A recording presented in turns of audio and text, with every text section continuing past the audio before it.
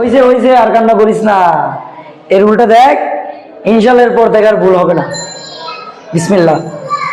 রুলটা হচ্ছে all in one body, এটা রুলের নাম। এটা হচ্ছে যে আমার কর্তৃক দেওয়া নাম, যাতে করে তোমাদের এই শব্দগুলো মুখস্থ থাকে। আচ্ছা, অল ইন ওয়ান বডি দিয়ে 10টা শব্দ থাকবে। যেমন অল, ইচ 2টা, ওয়ান দিয়ে everyone, someone, anyone, no one, none 6টা। এরপর বডি দিয়ে আরো 4টা, টোটাল 10টা শব্দ। অল ইন ওয়ান বডি 10টা শব্দ।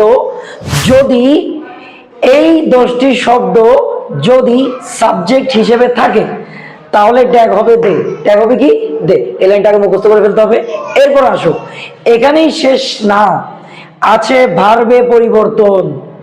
ট্যাগ কোয়েশ্চেনে আমরা কখনো ভার্বের পরিবর্তন দেখিনি, ভার্ব যা ছিল তাই বসে গেছে। কিন্তু এই 10 জনের ক্ষেত্রে ভার্বে পরিবর্তন আছে, নোট করে রাখো মাথার মধ্যে।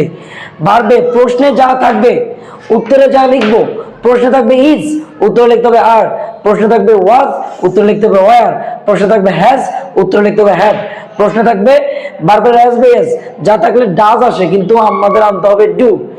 অবশ্যই মাথায় রাখবা, এই জিনিসগুলো পরিবর্তন যদি না করো এই রুলটার ক্ষেত্রে ভুল হবে। এই 10 জন থাকলে এই ভার্বগুলো হুবহু বসবে না। উদাহরণস্বরূপ দেখি,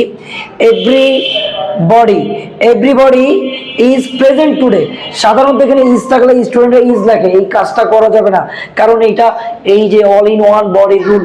অল ইন ওয়ান বডিতে যদি ইজ থাকে তাহলে লিখতে হবে আর। আচ্ছা, আমরা আর লিখবো।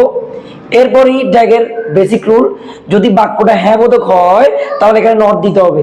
আচ্ছা, বাক্যটা কি হ্যাঁ বোধক নাকি না বোধক আমি কিভাবে বুঝবো? যদি দেখি এই শব্দগুলো আছে, আপাতত 10টা শব্দ দিলাম, এই শব্দগুলো মোস্ট ইম্পর্টেন্ট নাবোধক শব্দ।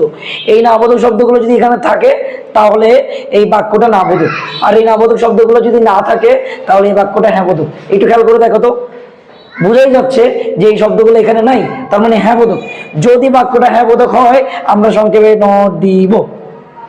এরপর ওই যে সাবজেক্ট হিসেবে কি থাকবে বললাম, দে। বডির জন্য কি লিখবো?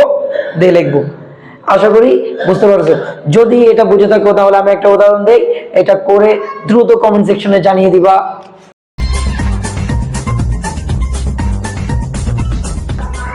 Thank you.